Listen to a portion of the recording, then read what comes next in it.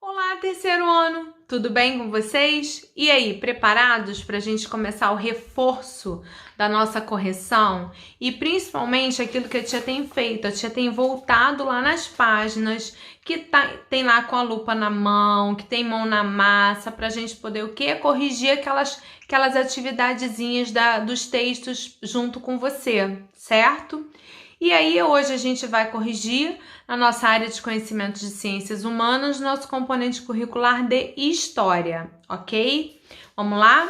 Então, vocês vão abrir o livro de vocês na página do livro de história, na página 235, certo? Abre aí, tá? Vou dar um tempinho aí para vocês abrirem. Aí, abriram? Então, tá bom. Lembra que tinha essa paisagem? Não vou chegar muito perto não, senão vocês vão ver o que eu escrevi para vocês vão colar de mim. Ó, lembra que vocês tinham essa paisagem? Nessa paisagem tinha o quê? Com a lupa na mão, duas perguntas. A primeira é: escreva o nome de duas atividades citadas no texto que realizam no campo quando estão trabalhando. O que as crianças realizam? O que as pessoas que moram no campo realizam quando elas estão trabalhando? Elas fazem o quê?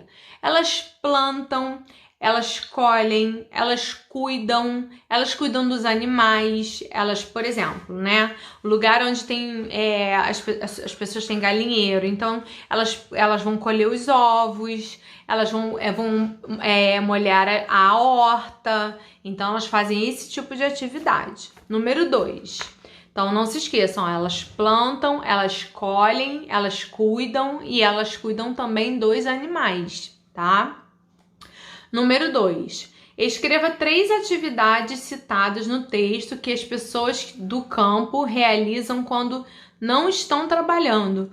Realizam várias atividades. Elas vão a cultos religiosos. Elas fazem o que está escrito no texto mais? Elas assistem televisão, porque também tem televisão lá. Tem telefone, tem tudo. Por quê? Por causa dos satélites, não é verdade? Por causa do quê? Por causa das antenas. Então, eles têm acesso a essas coisas. E o que mais?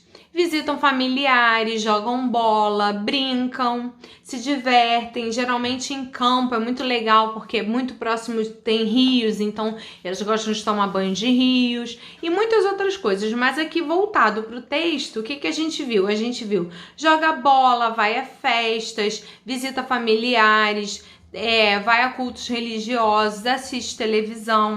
Então tá bom? Então a resposta eu espero que vocês tenham entendido para responder. Virando a página, na página 237, a gente vai corrigir aqui, lembra dessa também, ó? Lembra dessa que eu falei assim, nossa, que bonitinho? Que é lá do povo lá dos caiçara. E a primeira pergunta era assim, ó. Pinte no texto as atividades que, assim como a criança caiçara, você também realiza.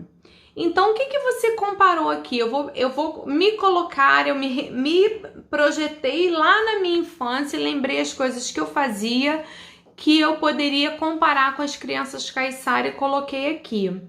Então, aí eu coloquei assim, ó, na minha lista, né? Eu pegava fruta no pé, porque eu morava num sítio, eu andava tomava banho de rio, brincava, né? A gente tinha brinquedos, a gente gostava muito de brincar no mato, porque como eu morava em sítio, né? Tinha muito mato e essas coisas, tá? Porque as crianças caiçaras, elas são muito diferentes das crianças da gente e principalmente das crianças dos dias de hoje, porque as crianças caiçaras, elas são ensinadas a fazer coisas que a gente não faz e vocês também não, tá? Algumas os pais até se arriscam, mas outros os pais têm medo e com razão, mas as crianças caiçara fazem, que vocês leram aí no texto. Número 2. Faça como uma criança caiçara e liste o que é ser criança para você. O que é ser criança para você? né? Aqui você viu quanta coisa interessante uma criança caiçara faz, além dela se divertir muito, ela tem um monte de responsabilidades, né? Que ela pesca, mas ela vai à praia também. Ela anda de bicicleta, a gente também, não é verdade? Contar histórias à noite. Os nossos pais contavam pra gente, eu contava pro meu filho. Mas aqui é uma resposta pessoal sua. Faça como uma criança caiçara e lixe aqui na sua listinha o que é ser criança para você. O que é ser criança para você é que você tem a oportunidade de se divertir. Sem o quê? Sem se preocupar. E principalmente saber respeitar, não é verdade? Então, as crianças caiçaras, elas são ensinadas desde cedo a respeitar, a cumprir as suas tarefas, mas também a se divertir e a brincar, tá bom? Vamos dar continuidade na nossa página 238. Também tem lá, né, que a gente começa a falar sobre a vida nas cidades. Lembra que tinham três imagens? E aí também tinha aqui atividade, tinha a palavra êxodo. Lembra que eu falei que eu ia falar para vocês o que significava? Êxodo é o quê? É o movimento que as pessoas fazem, né?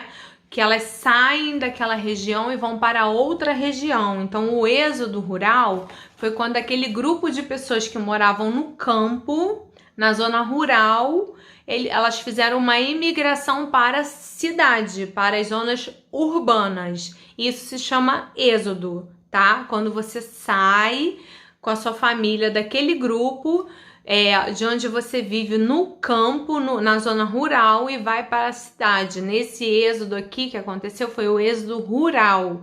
Muitas pessoas migraram por necessidade, principalmente pela questão da seca que a tia falou, e foram para a região urbana, tá bom? Para quê? Para procurar trabalho, moradia e alimentação, certo?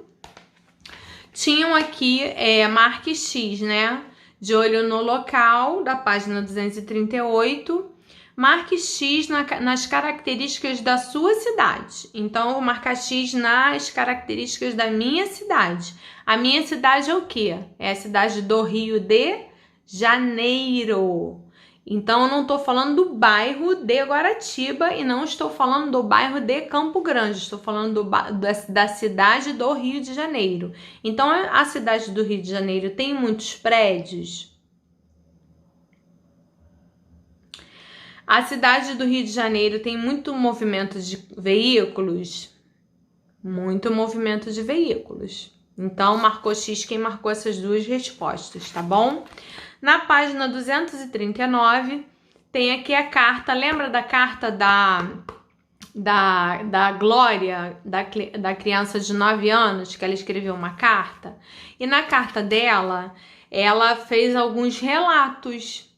E aí, aqui tem 3 perguntas sobre a carta da Glória. Primeira, cite 3 atividades que a Glória realizava. Quem citou aí as atividades? Ela fazia as tarefas da escola. Ela fazia o quê? Ela ajudava o quê? Lavar a louça. O que mais que ela fazia? Ela brincava com o cachorrinho dela. O que mais que ela fazia?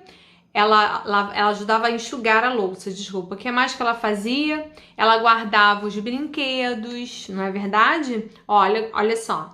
Ela, fazia as tarefas da escola. Olha a responsabilidade da Glória, hein? Ela brincava com o cachorrinho, ela ajudava a enxugar a louça e ela guardava os brinquedos. Ela conseguia brincar, se divertir, ter responsabilidade com a escola e ainda ter responsabilidade com o quê? Com as tarefas de casa. Olha quanta coisa interessante uma criança de 9 anos está ensinando pra gente. Na número 2, por que a mãe da Glória precisava sair muito cedo de casa? Por quê? Quem leu o texto? Porque a mãe dela levava 2 horas para chegar no trabalho. Então, para chegar no horário, ela precisava sair muito cedo de casa. Então, a Glória, ela relata isso na carta. Ela coloca assim, ó, que a minha mãe levava 2 horas para chegar no trabalho, tá?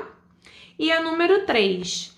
O bairro em que a Glória o bairro em que a família da Glória mora é localizado em qual região aqui que vocês identificaram no texto?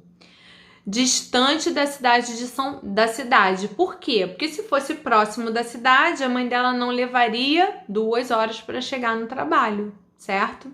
Então, respondeu corretamente quem botou distante da região central da cidade, tá bom? Ela, inclusive, ela relata na carta dela. Se você leu a cartinha da Glória, você vai responder corretamente essas três perguntas, tá? Aí agora vamos lá, vamos para a página 240. Também com a lupa na mão, vem falando sobre as periferias e outros espaços marginalizados. Infelizmente, essa palavra ela é feia, né? Mas são considerados esses espaços os espaços que tem o quê? Não tem infraestrutura, que o texto está falando. E o que é infraestrutura? É aquela organização que a tia mostrou, né? Mostrou primeiro nesse texto, nessa fotografia aqui para vocês, e depois mostrou nessa outra fotografia, desculpa. E aí veio aqui 3 perguntinhas também, ó.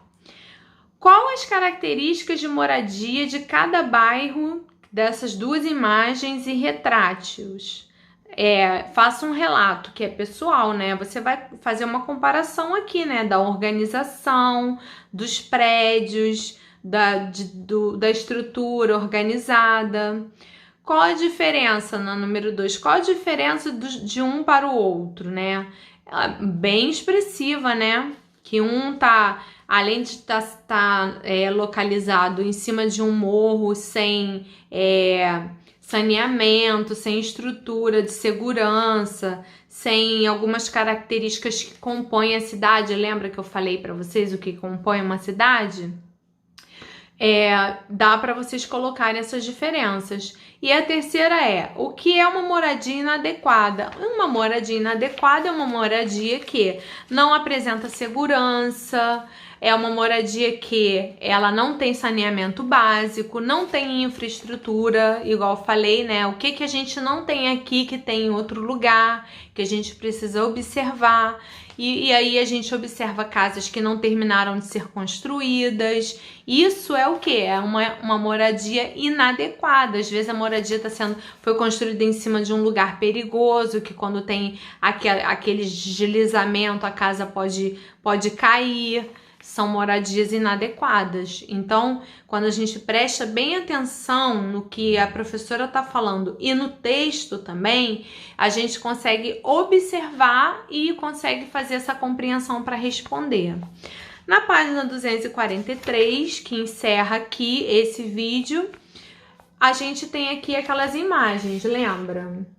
E tem o texto, né, que vem retratando aqui as imagens, que é o texto lá que eu falei, meu bairro é assim.